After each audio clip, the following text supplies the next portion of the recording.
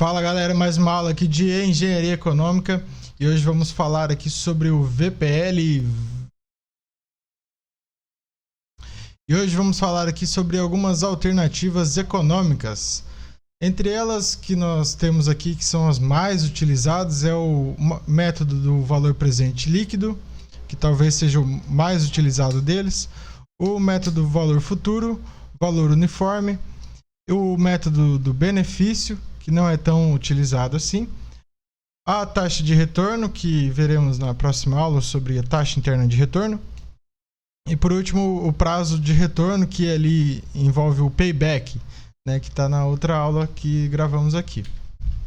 Então, primeiro, um conceito importante aqui é a taxa mínima de atratividade, que nada mais é do que o quanto que a taxa de juros do dinheiro investido poderia proporcionar, que deveria ser superior a uma taxa fixa pré-fixada. Ela também pode ser chamada de taxa de expectativa, taxa de equivalência, taxa de interesse ou taxa de equivalente de juros. E aí temos aquele conceito ali de custo de oportunidade, certo? O conceito em si significa o seguinte: o custo de oportunidade de produzir o bem A seria o custo de deixar de produzir o bem B.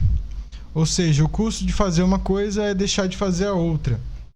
Então, nesse caso aqui, vamos supor que a gente tem duas ideias aqui de investimento e uma dá 60% e outra dá 15%.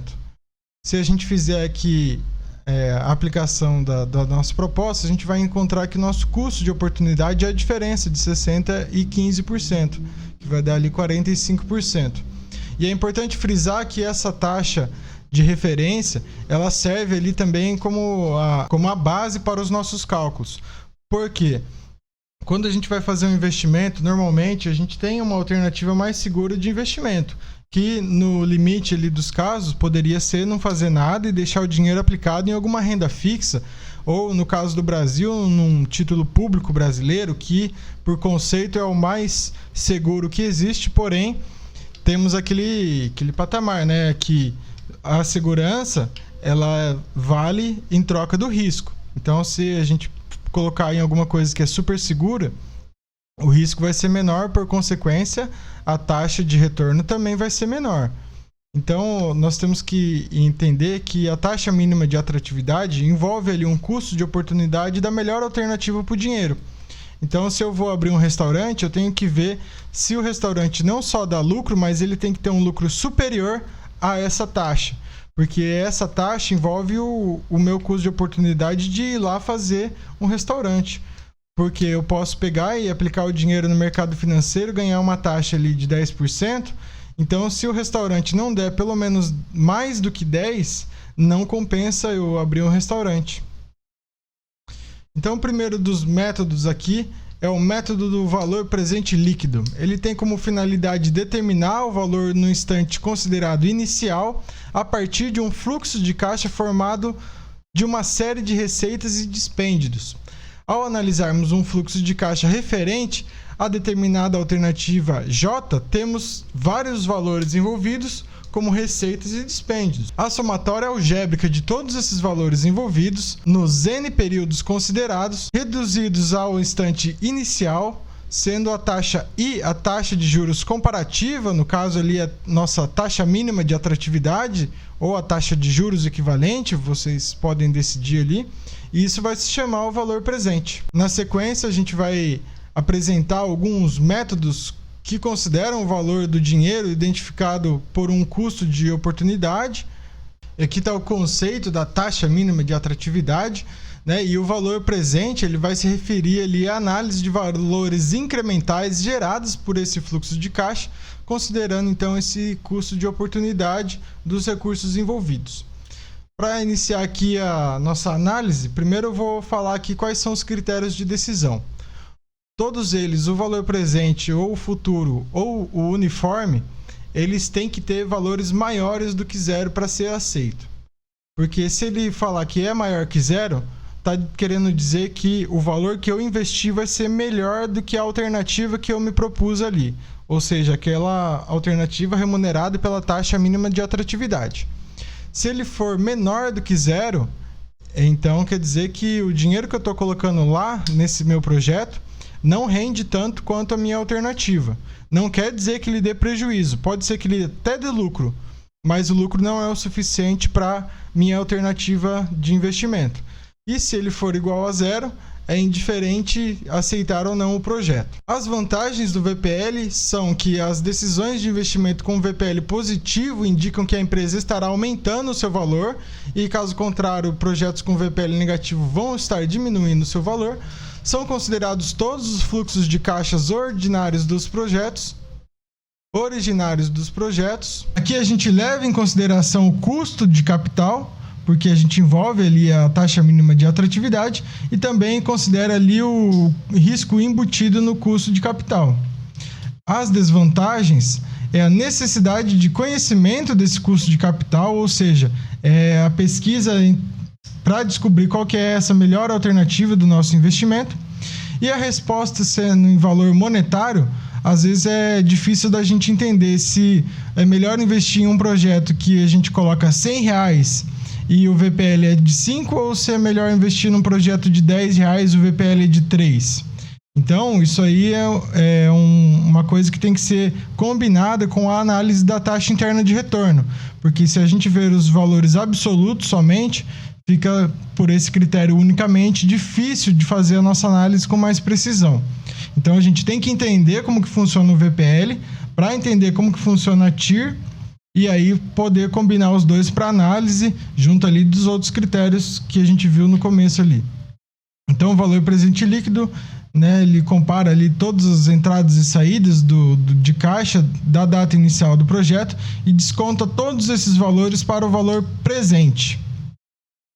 Então, ele vai pegar aquele valor que você projetou lá para o ano que vem, para daqui 2 anos, para daqui 5 anos, e atualizar quanto que isso valeria investido pela taxa mínima de atratividade no dia de hoje. Então, pela formulinha, nós temos aqui que o VPL vai ser igual o fluxo de caixa zero, que é aquele investimento inicial antes de começar a operação. Aí, por sequência, os próximos fluxos de caixa até o fluxo de caixa N. E, por fim, o valor residual, que é aquilo que sobra depois que a operação foi completa. É aquilo que a gente vende ali depois que o projeto foi acabado.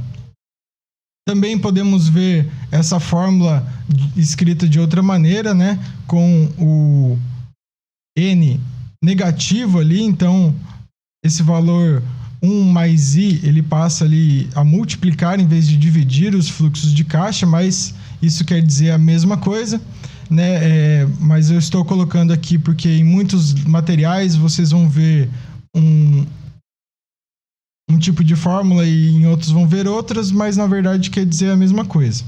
Então vamos para um exemplo prático aqui.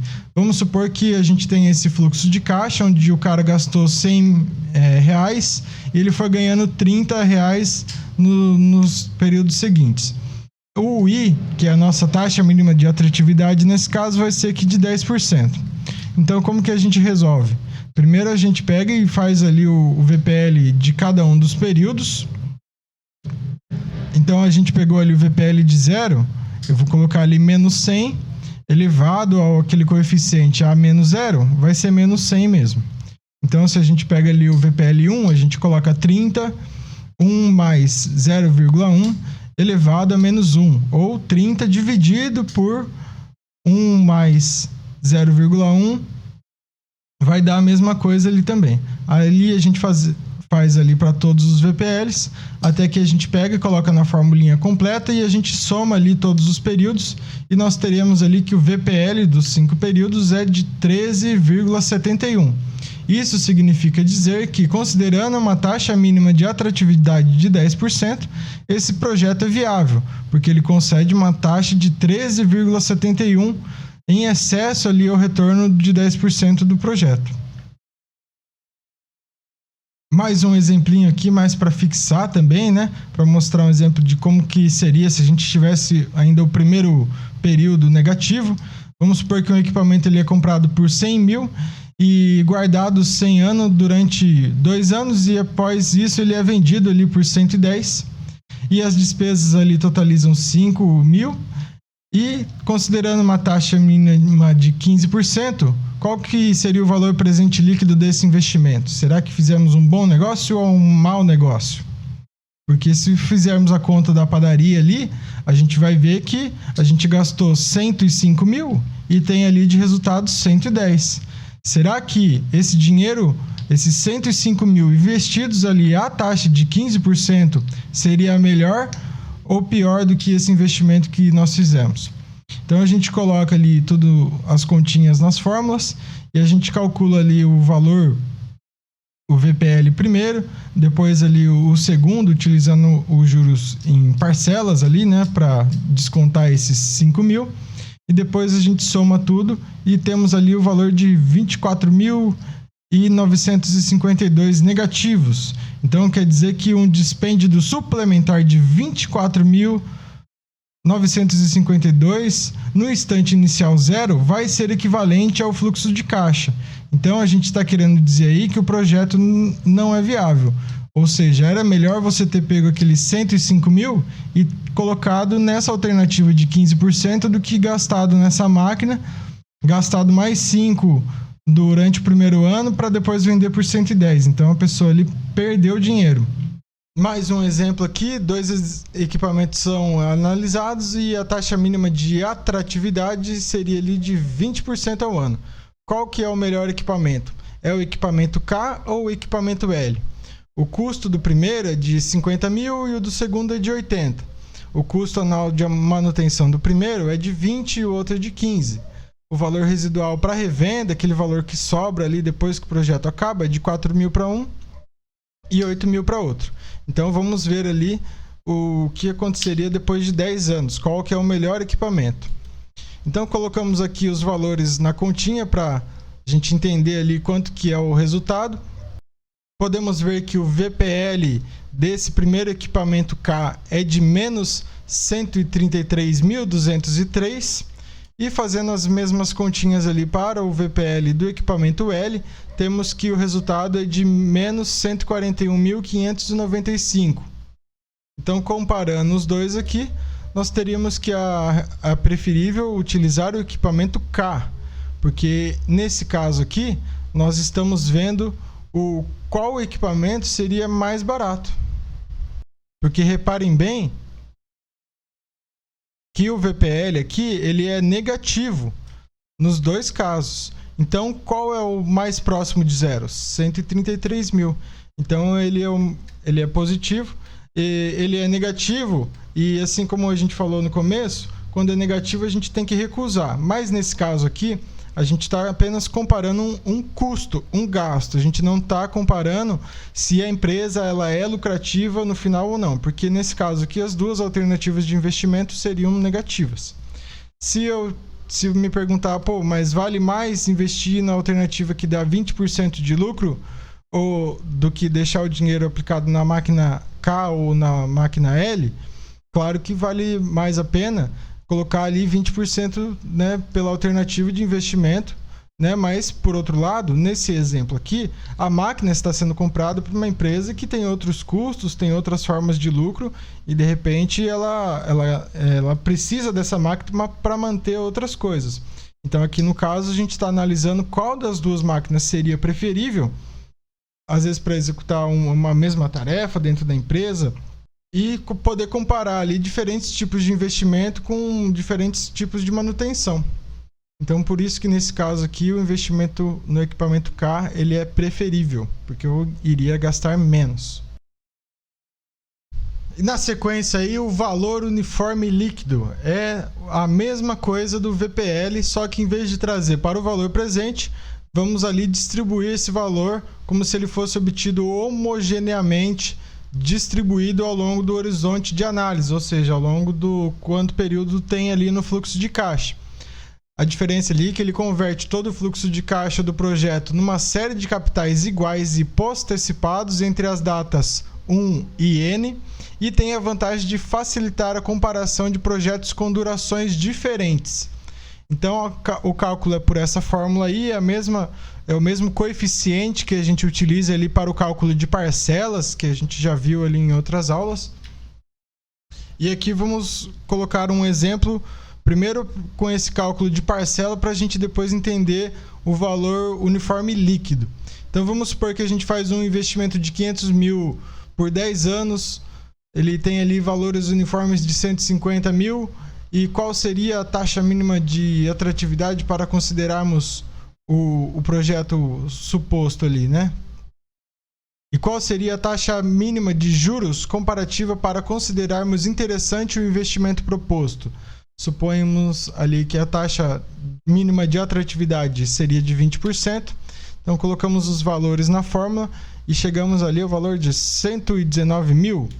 Então, como os dividendos oferecidos são de 150 mil maior do que os 120, vamos concluir ser interessante o investimento proposto por oferecer dividendos maiores do que os que seriam advindos da taxa mínima de atratividade.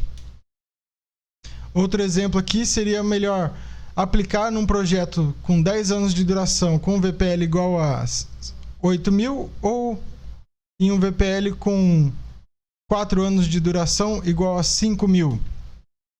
Por meio do valor uniforme líquido, a gente pode encontrar ali o valor que possa ser compatível à comparação. Então, utilizando ali essa formulinha também, é só substituir ali os valores dentro da fórmula e a gente vai encontrar o quanto que é o valor que representa cada alternativa. Lembrando que a gente coloca esses valores na fórmula uniforme a partir do cálculo ali do próprio VPL. Então é o VPL que multiplica esse índice aí. Por último, aqui temos o valor futuro líquido, que é exatamente a mesma coisa ali que o valor presente líquido, só que a diferença é que leva os valores para a data futura do projeto. Então o cálculo é basicamente igual, só que a diferença aqui, ó, é que o N no primeiro fluxo de caixa ele conta ali, como ele está descontando para o futuro, o valor do fluxo de caixa zero ele deve estar ali na última data do projeto. Então, se o projeto tem 10 anos, esse fluxo de caixa inicial zero, ele é 10 e ele vai diminuindo até chegar ao zero ali, né? Até o período futuro que a gente quer prever. E o valor residual, ele não tem correção. Então, é muito parecido ali com o VPL, só muda realmente esse lance aí de um traz ali o valor para o presente e outro para o futuro. A fórmula também tem essa conotação aqui, que é vista também em alguns livros diferente ali desse outra fórmula aqui. E essa fórmula vem dessa ideia aqui, né, de que da mesma forma como foi visto no valor presente, o valor futuro de um insumo, ou seja ele benefício ou um custo, ele é o valor equivalente no instante final N desse insumo situado em qualquer instante do fluxo de caixa. E aqui temos uma convenção de sinais. Se o fluxo de caixa for maior que zero, ou seja, há uma predominância de valores futuros em benefícios aos valores dos custos. Se o valor for menor do que zero, há uma escassez de benefícios futuros em relação aos valores dos custos. Então, por isso, a gente rejeita o projeto. É a mesma interpretação ali que colocamos no começo. Aqui mais um exemplo para a gente poder entender como que seria levar os valores para o futuro. E aí isso vai facilitar a gente entender para calcular o valor futuro líquido. Então, o equipamento é comprado por 10 mil, é guardado por 2 anos, sendo vendido por 18 mil e as despesas dele montam ali 3 mil. A taxa mínima de atratividade é de 15%. Vamos ver como é que fica isso aí. Então, graficamente, a gente tem esses gastos ali de 10 mil e depois de 3 mil por 2 anos seguidos. Então, ou a gente pode calcular o valor do período 1 depois do período 2 e somar os dois, ou a gente pode já usar a fórmula ali da parcela e já considerar 2 períodos. Então, examinando aí desse jeito, a gente coloca os valores aqui na fórmula, soma tudo ali e vamos ter o resultado final de menos 6.450. Lembrando que para o cálculo da parcela ali, dessa parte U, né, como é 3 mil ali, e são 2 períodos, a gente coloca o denominador N igual a 2. E aí a gente soma tudo e vai ter ali o resultado final de menos 1.670. Ou seja, um dispêndio no instante final que é o equivalente ao fluxo de caixa dado.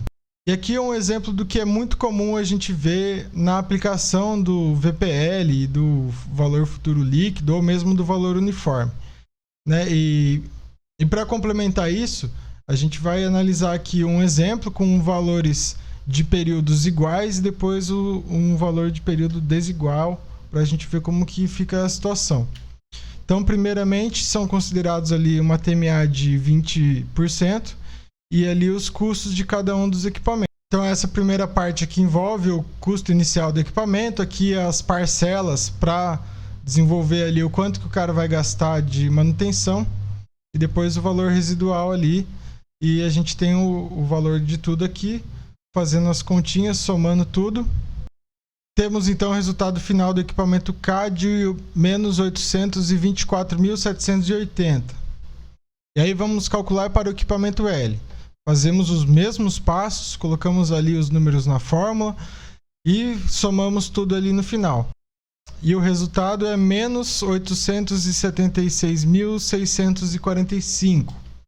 Então a conclusão que a gente chega ali, né, que como os números são negativos, é que o equipamento K é melhor porque ele tem um VPL mais positivo do que o outro equipamento L. Então ele é preferível. Então essa é uma aplicação que vai acontecer bastante ali nos exercícios. É bem simples, é só mesmo colocar os valores na fórmula e encontrar o valor e interpretar da forma correta. E aí, para entender que esses valores eles podem ser calculados dessa forma mais simples, se eles tiverem um número de períodos iguais. Mas e o que aconteceria se a gente tivesse projetos com períodos diferentes?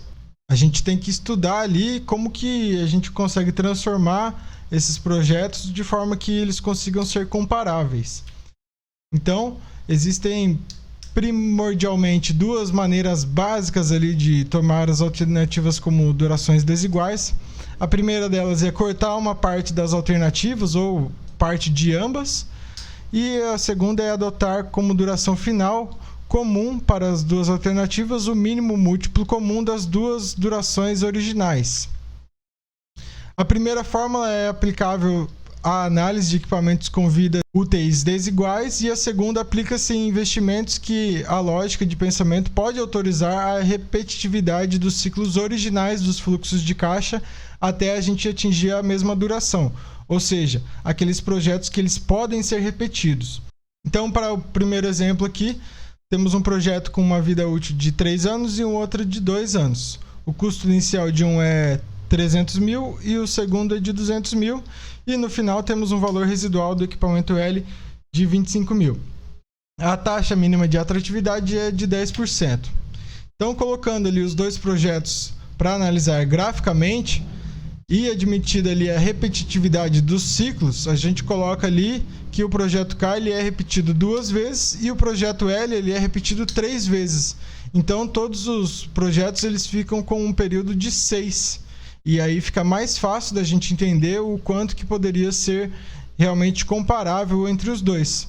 Então, fazendo os cálculos aqui, primeiro para o VPL do K, a gente coloca ali os valores e depois repete eles ali na formulinha para a gente entender ali que são 6 períodos, e coloca ali a parte do valor residual se tiver 2 vezes, né? No caso, esse projeto K ele não tem, já o L ele tem.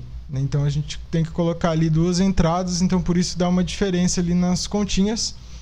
Mas o cálculo é feito da mesma fórmula, no final a gente soma tudo ali e vamos ter ali o VPL de um e o de outro. Então, comparando os dois equipamentos, temos que o K ele tem o VPL de menos 125 mil e o L tem de menos 450 mil. Então, o L é o melhor. Agora, para o segundo caso, não admitida a repetitividade dos ciclos. Então, suponhamos que vamos utilizar os mesmos equipamentos ali, só que por apenas 2 anos, e que inicialmente o equipamento K, aos 2 anos, ele não tenha valor residual. Então, colocando ali os valores nas fórmulas, vamos chegar ali que o VPL de K é menos 300 mil e o VPL de L vai ser ali menos 179 mil. Então, da mesma forma, concluímos que o projeto L ainda é o melhor projeto. Mas e os valores residuais do equipamento K? Porque para finalidade chamaremos ali de R o valor residual, de K quando os dois valores presentes líquidos de K e L forem iguais a 2 anos. Porque vejam que inicialmente esse projeto K ele não teria um valor residual porque ele foi consumido, né, o equipamento, vamos supor, ele foi consumido totalmente durante 3 anos.